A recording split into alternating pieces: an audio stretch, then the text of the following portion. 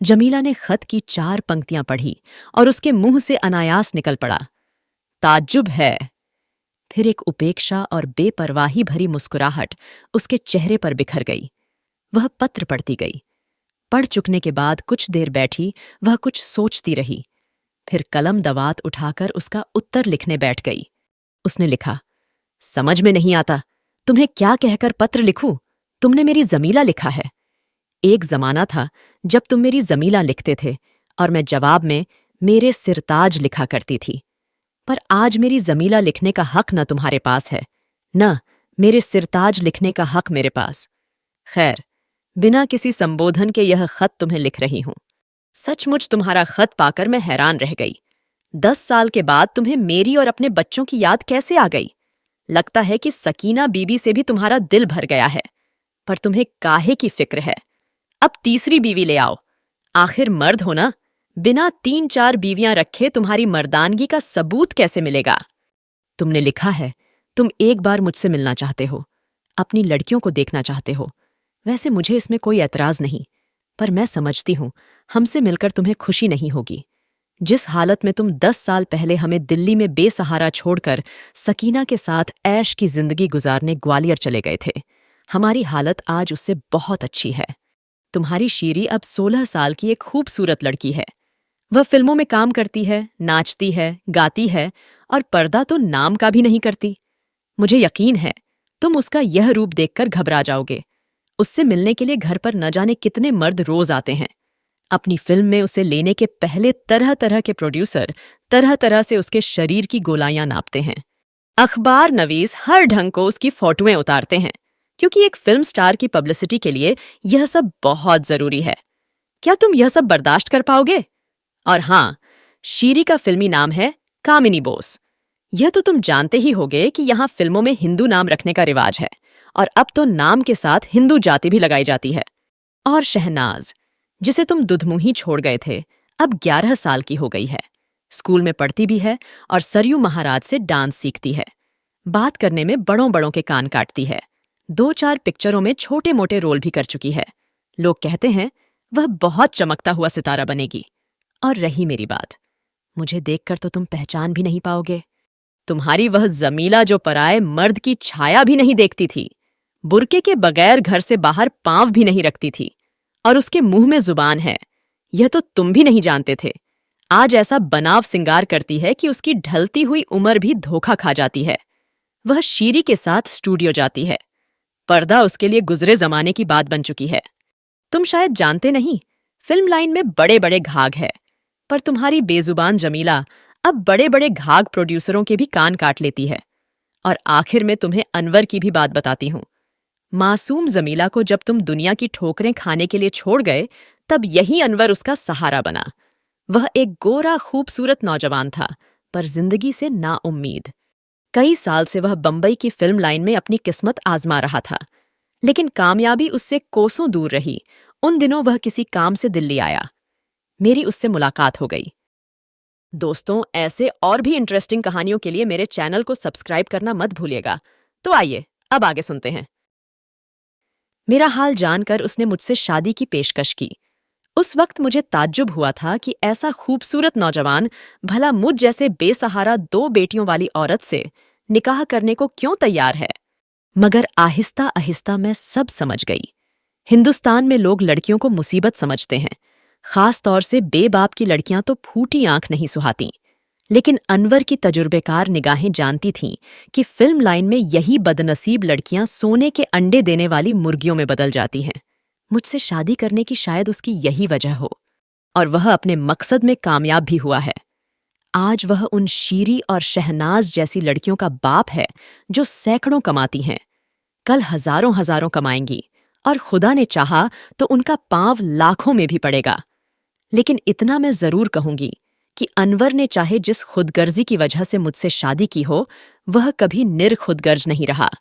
शीरी और शहनाज को वह अपनी बेटियों की तरह ही प्यार करता है। दोनों लड़कियां उसे ही अपना बाप समझती हैं, और मैं तो उसके एक बेटे की मां भी हूं। अनीस 5 साल का होने आया है। इतनी सब बातें जानकार भी तुम यहां आना चाहोगे? अगर आना चाहो तो मुझे कोई ऐतराज नहीं है। हाँ, एक बात तुम्हें जरूर बता दूं, तुम्हारी लड़कियों पर मैं यह नहीं जाहिर होने दूंगी कि तुम उनके बाप हो। और क्या लिखूं? किसी जमाने में तुम्हारी जमीला खत लिखकर जमीला बेफिक्र हो गई। ऐसा खत पाकर भी यूनुस उससे या उसकी लड़कियों से मिलने आ सकता है, इसकी उसे जरा भी उम्मीद नहीं थी। परंतु उसके आश्चर्य का ठिकाना न रहा जब उसने 1 हफ्ते बाद देखा 10 साल पहले के यूनुस की हल्की हल्की पहचान बताने वाला एक काला, बीमार और बूढ़ा सा आदमी दरवाजे पर खड़ा है। उस समय जमीला घर में अकेली ही थी। अनवर शीरी को लेकर शूटिंग पर गया था। शाहनाज और अनीस स्कूल गए थे। नहा धोकर यूनुस बैठक में आ बैठा। उसकी निगाह ने एक एक कर कमरे की हर चीज को नापा। सोफा सेट, रेशमी पर्दे, रेडियो, फूलदान और तरह तरह की चीजें जिन्हें उसने बड़े लोगों की दुनिया का अंग मानकर कभी अपनी कल्पना में भी प्रविष्ट नहीं होने दिया था। फिर उठकर वह दीवारों पर लगे चित्रों को देखने लगा। एक बड़ी खूबसूरत सी लगने वाली लड़की की कई तस्वीरें वहां लगी हुई थीं। एक तस्वीर में उसके बाल काली घटा के रूप में बिखरे थे। उस लड़की का चेहरा सचमुच चांद सा दिखाई दे रहा था। दूसरी तस्वीर में वह एक कसी हुई पैंट और आधी आस्तीन की कमीज पहने हंसती हुई कोई अंग्रेजी डांस कर रही थी। तस्वीर में उसका अंग अंग उभरा हुआ नजर आ रहा था। तीसरी तस्वीर में वह जमीला पर कुहनियां टिकाकर बैठी थी। बाल छितरे हुए थे और भीगी हुई आंखों से आंसू ढुलककर गाल पर आ टिके थे। पहचानते हो, ये किसकी तस्वीरें हैं? जमीला ने पीछे से मेज पर चाय रखते हुए पूछा। यूनुस ने उसकी ओर देखा और चुप रहा। शायद उसने अपनी चुप्पी से यह जताया कि ये तस्वीरें किसकी हैं, यह जानकर उसे अधिक आश्चर्य नहीं होगा। पहचान सकते हो अपनी शीरी को? जमीला ने फिर पूछा और यूनुस फिर चुप रहा। जैसे उसने कहा, यह उसकी कल्पना के परे की चीज नहीं है। उसने एक निगाह से सभी तस्वीरों को फिर देखा और बैठकर चाय पीने लगा। शाम को शहनाज स्कूल से आई तो यूनुस सोफे पर टांगे फैलाए बीड़ी पी रहा था। वह उसे घूरती हुई मां के कमरे में चली गई और बोली, अम्मी, कौन है ये बूढ़ा? बीड़ी की राख से सारा फर्श खराब कर रहा है। जमीला ने शहनाज को एक नजर देखा, फिर बोली, अपने मेहमान हैं बेटा। हाँ, देख, ऐश ट्रे कहीं इधर उधर रखी होगी, उठाकर उनके पास रखाओ। शहनाज ने ट्रे यूनुस के सामने रखी दी और बिना कुछ बोले घूरती हुई वापस चली आई। यूनुस ललचाई आंखों से उसे देखता रहा। फिर शीरी आई और अनवर भी। यूनुस ने देखा, यह वही लड़की है जिसकी इतनी सारी तस्वीरें कमरे में लगी हुई हैं। उसकी आंखों में 5-6 साल की वह शीरी दौड़ने लगी जो गंदी सी फ्राक पहने अब्बा अब्बा कहकर उसके पैरों से लिपट जाया करती थी। क्या यह वही शीरी है? उसकी बेटी शीरी।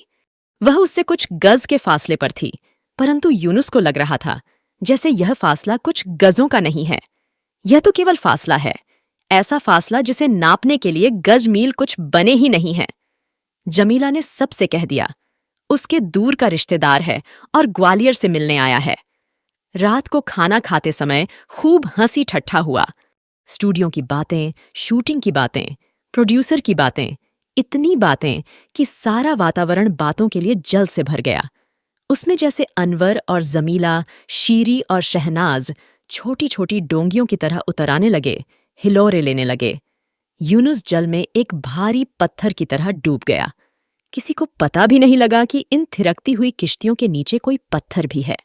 रात को जमीला ने उसके सोने का प्रबंध बैठक में कर दिया। शीरी और शहनाज अपने कमरे में चली गई। अनवर, जमीला और अनीस अपने कमरे में सो गए। यूनुस बैठक में पड़ी चारपाई पर लेटा शीरी की तस्वीरें देखता रहा। वह सोचता रहा, कितनी खूबसूरत है शीरी, कितनी प्यारी लगती है शहनाज। लेकिन ये तो उसकी बेटियां नहीं हैं। उसकी एक बेटी थी, गंदे फ्राक वाली सांवली सी, जिसके बाल हमेशा मिट्टी से भरे रहते थे और जो उसे देखते ही अब्बा कहकर लिपट जाती थी। उसकी शहनाज एक टूटे से पालने में पड़ी रहती थी, फूलों की तरह खिली हुई। इन लड़कियों का बाप वह नहीं हो सकता। इनका बाप तो अनवर ही है, गोरा, तंदुरुस्त और रईस मालूम होने वाला अनवर। शीरी और शहनाज ने उससे एक बात भी नहीं की।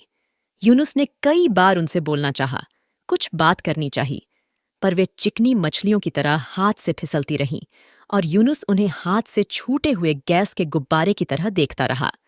10 साल पहले उसके छोटे से घर में भी यही जमीला, यही शीरी और यही शहनाज थी।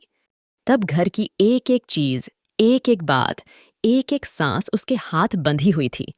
पर आज इस सिपर में वह जमीला, शीरी और शहनाज तो है, किंतु बंधनों का एक धागा भी उसके चारों ओर नहीं है। अम्मी, वह बूढ़ा फिर फर्श खराब कर रहा है, शहनाज जमीला से बोली। ऐश ट्रे पास रखी है, फिर भी उसकी बीड़ी की राख फर्श पर गिर रही है। जमीला को शहनाज की बात चुभी। बोली, बेटी, किसी मेहमान के लिए ऐसा नहीं कहते। कोई बात नहीं, फर्श साफ हो जाएगा। शीरी स्टूडियो जाने के लिए तैयार हो चुकी थी। बैठक में अपनी अलमारी से उसने चूड़ियों का एक डिब्बा निकाला और अपनी साड़ी को मेल करने वाली चूड़ियां छांटने लगी। यूनुस बैठा उसे एकटक देखता रहा। उसकी इच्छा हुई वह शीरी को बेटी कहकर बुलाए, उसको अपने पास बैठा ले, उससे कुछ बातचीत करे। लेकिन उसे लगा यह काम बहुत मुश्किल है, उतना ही मुश्किल जितना किसी अदना सिपाही का किसी शहजादी को बुलाना। वह बैठा साहस बटोरता रहा। इतने में शीरी चूड़ियां पहनकर मुड़ी। यूनुस उसे एकटक देख रहा था। शीरी की नजर उसकी नजर से मिली। यूनुस की आंखों में वात्सल्य की तरलता उमड़ आई। तरलता का कुछ आभास शीरी को भी हुआ। वह मुस्करा दी। शीरी की मुस्कुराहट यूनुस की नस नस में बिजली बनकर दौड़ गई। यही अप्रत्याशित सौगात पाकर उसका हृदय तेजी से धड़कने लगा। उसके झुर्रियों भरे चेहरे पर आनंद की रेखा बिखर गई। उसके मुंह से निकल पड़ा, सुबह सुबह कहाँ जाने को तैयार हो गई बेटी? और फिर उसके चेहरे पर एक घबराहट फैल गई। उसे लगा उसने बहुत बड़ी बात कह दी है। शीरी उसी तरह मुस्कुराती हुई बोली, शूटिंग पर जा रही हूं। और वह कमरे के बाहर निकल गई। यूनुस को लगा गहरी प्यास में ठंडे पानी की कुछ बूंदें उसके मुंह से गिर गई हैं। वह उठा और कमरे में इधर उधर टहलने लगा। फिर शीरी की एक तस्वीर के सामने वह रुक गया और उसे देखने लगा। वहां से हटकर वह दूसरी तस्वीर के सामने वह रुक गया और उसे देखने लगा। वहां से हटकर वह दूसरी तस्वीर के सामने जा खड़ा हुआ। बहुत देर वह तीसरी तस्वीर को देखता रहा। तीसरी तस्वीर देख चुका तो फिर पहली के सामने आ खड़ा हुआ, फिर दूसरी, फिर तीसरी।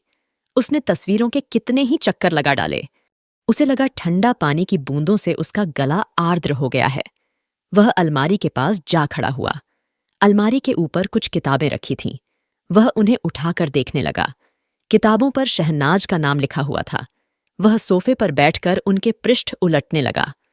ए बुढ़े, मेरी किताब क्यों उठाई? यूनुस ने चौंक कर देखा। सामने गुस्से से लाल पीली शहनाज खड़ी थी। अम्मी, देखो ना, यह बुड्ढा मेरी किताबें खराब कर रहा है। शहनाज रुआंसी होकर मां के कमरे की ओर देखती हुई बोली, अरे क्या है? कहती हुई जमीला उस कमरे में आ गई। यूनुस हक्का बक्का सा देख रहा था।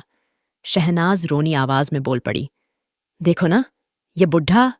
चुप बदतमीज, जमीला फट सी पड़ी। अपने बाप को ऐसा कहते शर्म नहीं आती? बाप शब्द जैसे सारे कमरे में कड़कती हुई बिजली की तरह कौंध गया। जमीला की जैसे सुध बुध ही मारी गई। यह उसके मुंह से क्या निकल गया? यूनुस को लगा कहीं से उड़ता हुआ एक शब्द आया, उसके कानों से टकराया और उसे अनिश्चय के सागर में डुबोकर चला गया। और शहनाज हक्की बक्की सी टुकुर टुकुर देखती रही, कभी जमीला को और कभी यूनुस को। उसने एक नजर भरकर यूनुस को फिर देखा और जमीला से बोली, यह मेरा बाप है? जमीला संयत हो चुकी थी। एक नमी सी उसकी आंखों में व्याप्त गई थी। बोली, हां बेटी, ये तेरे बाप हैं। शहनाज ने एक बार फिर यूनुस की ओर देखा और सहसा ही बोल पड़ी, नहीं नहीं, मैं ऐसा बाप नहीं लूंगी। हां। जमीला ने डांटा, पागल हुई है। शहनाज और मछली, यह बाप नहीं लूंगी। हां, शीरी को गोरा बाप देती है, अनीस को गोरा बाप देती है, और मुझे काला बाप। मैं यह काला बाप नहीं लूंगी, नहीं लूंगी। वह फफक फफकर रोने लगी, जैसे भाई बहन की तुलना में उसे एक बड़ा घटिया खिलौना दिया जा रहा है। उसके साथ बहुत बड़ा अन्याय किया जा रहा है। उसने यूनुस के हाथों से अपनी किताबें छीन लीं और रोती हुई कमरे से बाहर निकल गई। कमरे की हवा का बोझ बढ़कर जमीला और यूनुस पर हावी हो गया। वे सुन्न से हो गए। जमीला चुपचाप एक कुर्सी पर बैठ गई। दोनों में से कोई कुछ नहीं बोला। काफी देर वे इसी तरह बैठे रहे। अंत में मौन यूनुस ने भंग किया। बोला, ग्वालियर जाने के लिए गाड़ी कितने बजे मिलती है? पंजाब मेल तो करीब 3 बजे जाती है और पठानकोट शायद रात के 10 बजे। जमीला ने छोटा सा उत्तर दिया। इसके साथ ही दोनों की नजरें एक साथ कमरे में लगी घड़ी की ओर उठ गई। 10:15 बजे थे। फिर दोनों ने एक दूसरे को देखा। यूनुस की नजर ने पूछा, मुझे पंजाब मेल मिल सकती है? यह कहानी यहीं खत्म होती है। और हाँ, अगर आप कोई अपने पसंद की कहानी सुनना चाहते हैं तो कमेंट में जरूर बताइए, मैं कोशिश करूंगी। और प्लीज लाइक और सब्सक्राइब करना मत भूलिएगा। सुनने के लिए धन्यवाद।